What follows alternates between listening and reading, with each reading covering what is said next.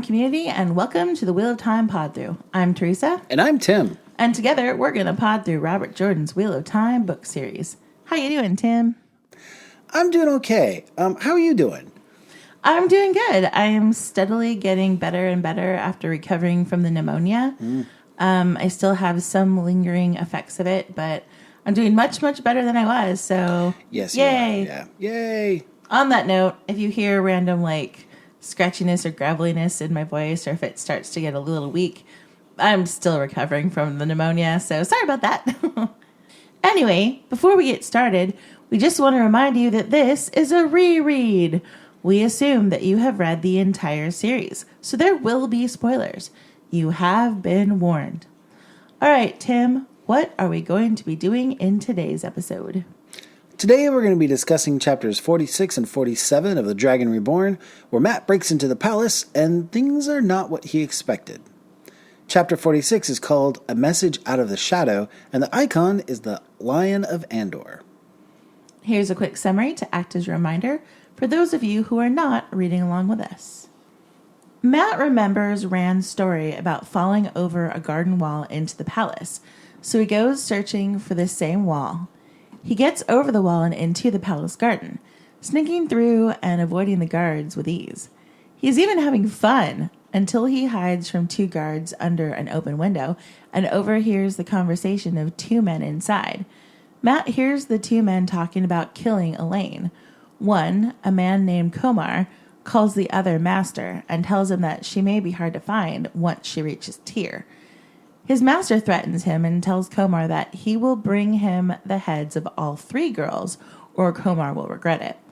The guards pass, and Matt looks into the window to see who is making this murder plot, but the door was already closing behind one of the men. Matt hears the other man talking to himself and realizes that this is Komar. His master is still a mystery to Matt. The time for skulking was past. He pulls out Elaine's letter, taking care that her golden lily seal was plainly visible, and walked out into the open. The men could be setting off for Tyr at any moment, and he had to expose the plot to kill Elaine and the other girls as soon as possible.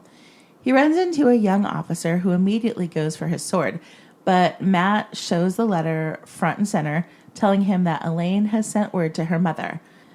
The officer, Talanvor, who you may remember from when Rand landed in the palace in the Eye of the World, questions Matt how he got in, and Matt explains the jackass guard turning him away and going over the garden wall instead because he promised to deliver Elaine's letter to Morghese.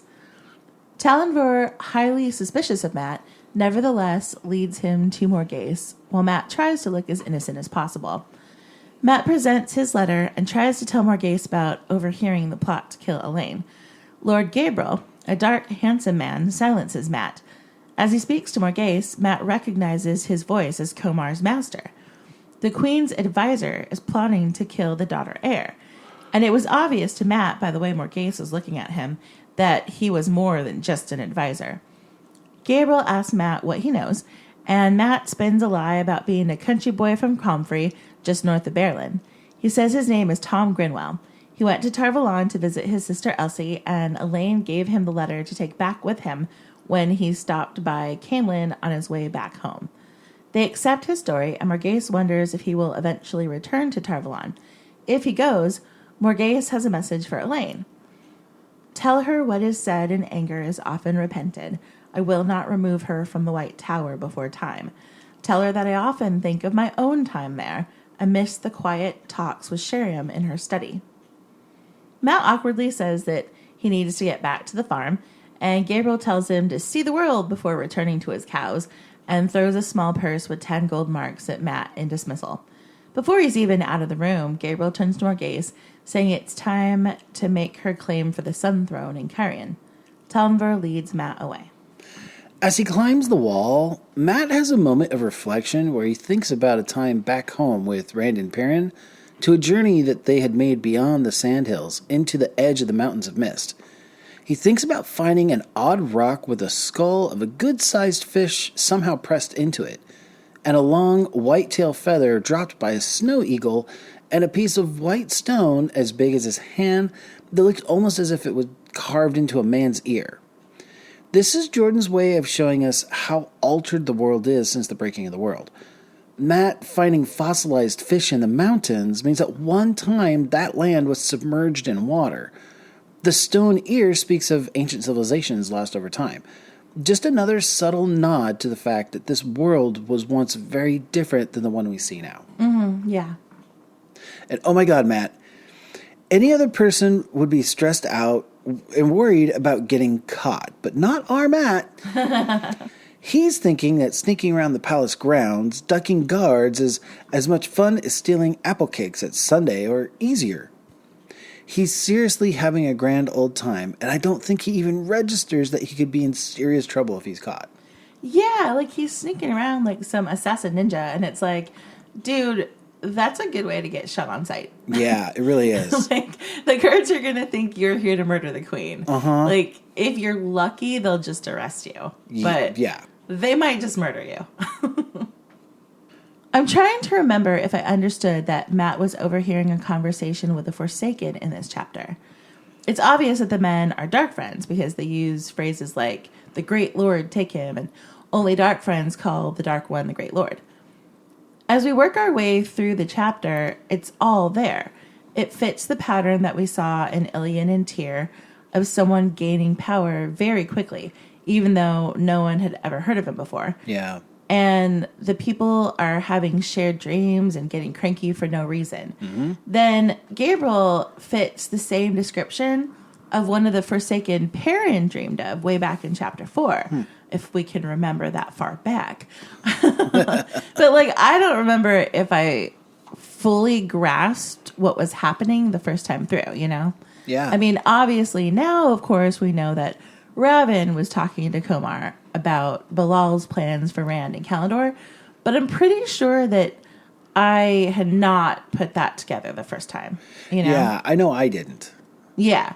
Like, I mean, the clues were there, all the hints were there, but it's sprinkled throughout the entire book very subtly. Yes. And I don't think that I was able to piece it together until, you know, on future reads. Right. Like, you knew something was going on, but you didn't know exactly what was going on. Yeah, like, you knew they were dark friends, obviously. Not only just because they want to kill people, but just the phrases they use. Correct. But, like, I don't think I realized Gabriel was a Forsaken. I knew he was a dark friend, and I knew something was wrong with Morghese. Like, I knew he was controlling her somehow, but I didn't quite grasp that he was a Forsaken at this point. At least I don't think I did. Right. Yeah. We may have said this before, but one thing this conversation highlights is that the Forsaken do not work together very well at all. Mm-mm. I mean, that kind of makes sense because they're looking out for themselves, and most of them want to be the one in charge. But if these people could just work together without trying to kill each other, the Dark One could have already won this battle a long time ago. Yeah. And I'm not saying the good guys are any better when it comes to working together, but the bad guys really suck at it. Yeah, I think that's true with a lot of stories. Like, if the villains were better at organization, communication, and teamwork, they would destroy the good guys in seconds flat. But they're always running around with all these subplots against each other that they never actually are effective at their evil doing. And I think that's pretty common in a lot of stories. It's like, guys, get your shit together, and then you could rule the world. It's real easy. The good guys do it all the time. Yeah. Yeah. Yeah.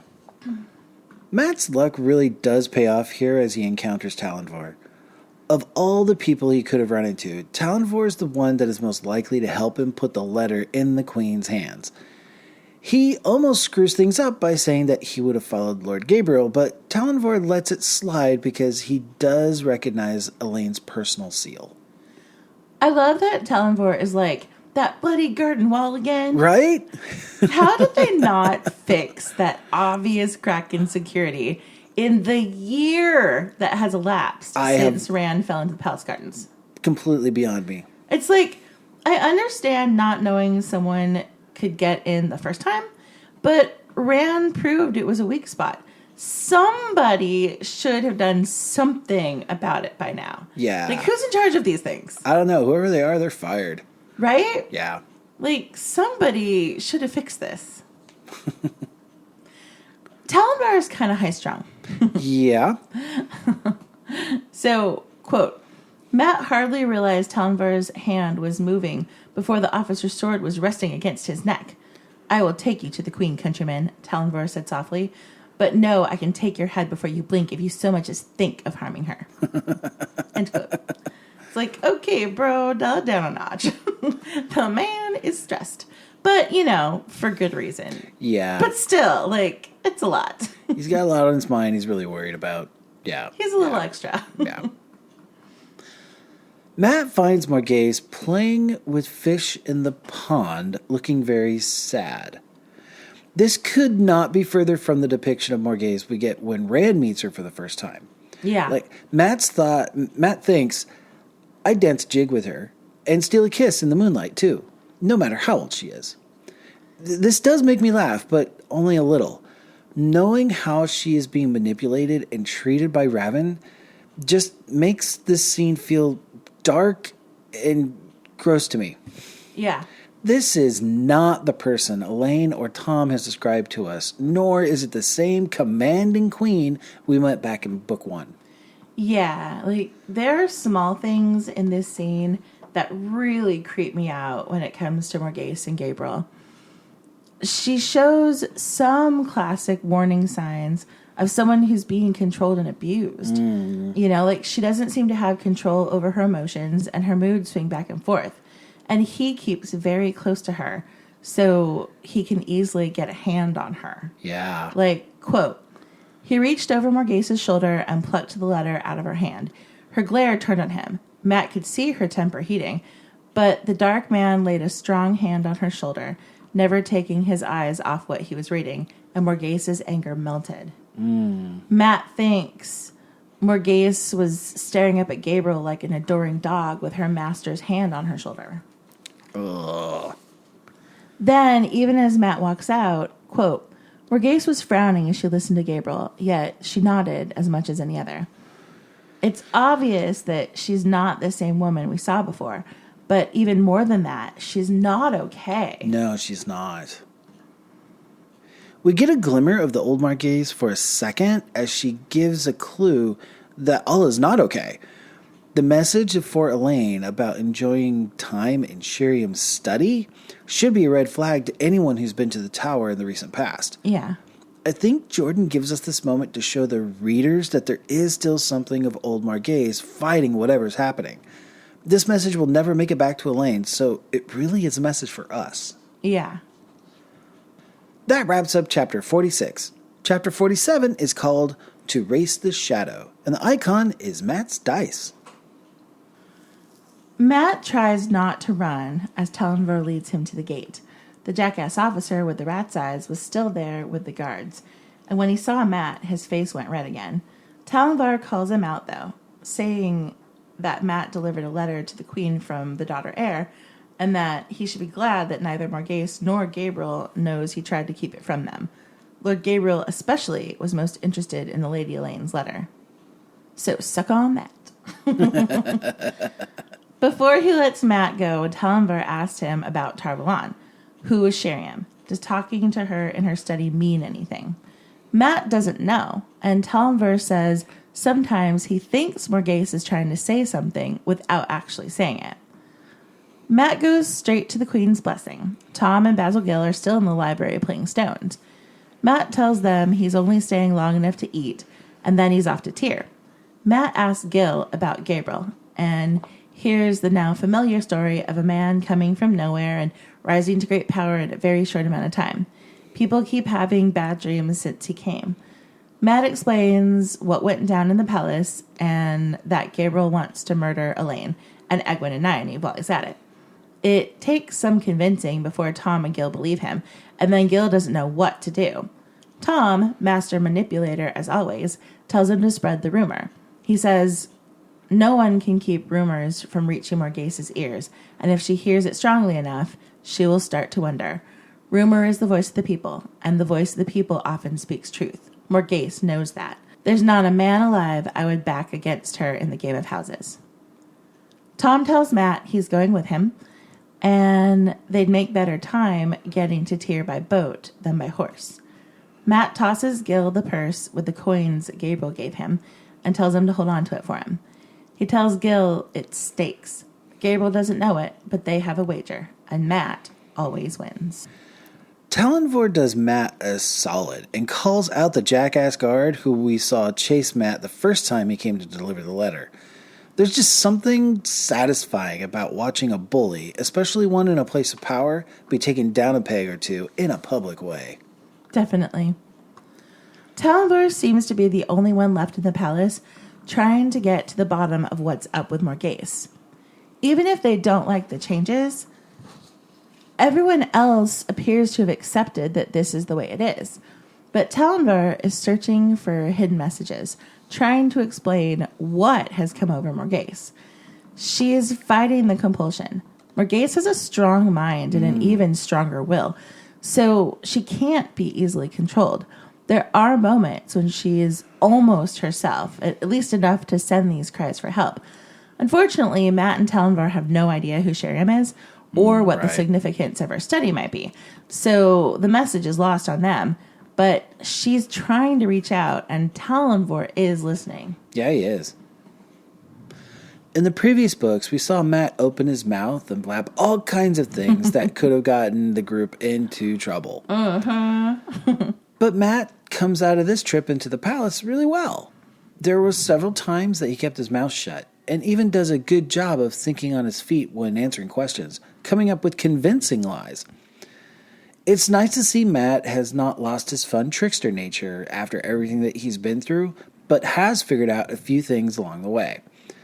The way he plays his cards close to the chest while still not knowing how to navigate the conversation with Talonvor is a great example of this. He's got a way to go, but he's on the right path. This is a subtle thing, but it's a huge indicator of what is to come for Matt's future. He walks into the inn and notices that Tom and Master Gil were playing a new game of stones simply by seeing the layout of the board. Then later, Tom places a stone on the board, and Matt thinks to himself, it seemed an odd placement at first glance, but Matt saw that in 3 moves, a third of Gil's stones would be trapped. Matt is already starting to display a knack for strategy and tactics, and the ability to keep things in his head. I bring this up because this is before his experience with the door, and before all the memories get put into his head. He's already had some of the talent there. Yeah, that makes sense. Gil is a good Queen's man, as we will see proven more fully later. Yes, he is. Here, when Matt tells him about the plot to murder Elaine, he says, quote, there has to be something I can do. I haven't held a sword since the Ale War, but, well, that would do no good, get myself killed and do nothing by it. But I must do something. He is a minor character, but I love how much heart he has and how devoted he is to his queen. Yeah. Like, Talonvor is in love with Morghese, so that almost doesn't count. Basil Gil is motivated by loyalty and reverence. Yep. Like, what ruler can ask for more than that? I really enjoy his character. Yeah. So Tom is finally healing from losing Dina. Yes. And getting back to his old self. Like, depressed, sad Tom, not my favorite. No, not very, no. Like, he was super self-destructive and depressed when Matt found him in Tar-Valon. You know, like, he only agreed to go to Caemlyn because there was a good chance of him getting sent to the headsman. Yeah. But he tells Matt that a very wise woman once told me that time would heal my wounds, that time soothed everything over. I didn't believe her, only she was right. Instead of waiting around to get his head chopped off, he's going to join Matt in rescuing the Supergirls. He's still sharp as ever when it comes to the game of houses, and he's flashing his knives as he talks about how he likes the girls and doesn't want to see anything happen to them. Like, it was a bumpy start, but Matt has been really good for Tom. Yeah, he is. So Tom and Matt are off to Tyr on a boat. And Matt leaves with a flourish by tossing Gil the sack of money and talking about his bet with Gabriel. One reason I think Tom likes Matt is because he sees a lot of himself in Matt. When he wants to put on a show, he really goes for the gusto. Yeah. It's such a fun way to end the chapter and promises some epic heroics to come. Yeah, for sure. That's it for chapters 46 and 47 of The Dragon Reborn. Join us next week to discuss chapters 48 and 49, where the girls finally get to Tyr and find some allies to help hunt down the Black Aja. We hope that you enjoyed this episode of the Wheel of Time Pod-Thru. We'll see you again next week. Make sure that you rate and subscribe to us on Apple Podcasts or wherever your favorite podcatcher might be. If you could leave us a positive review, it would really help us out. It makes us more visible for more people to find us. You can tweet us at Pod-Thru or email us at whatpodthru@gmail.com and tell us your thoughts on anything we covered today. That's WOTPODTHRU@gmail.com. Or find our Wheel of Time Pod-Thru channel on YouTube. Like, subscribe, ring the bell. You know the drill. Thanks, everybody, and we hope the wheel weaves you in our direction again soon.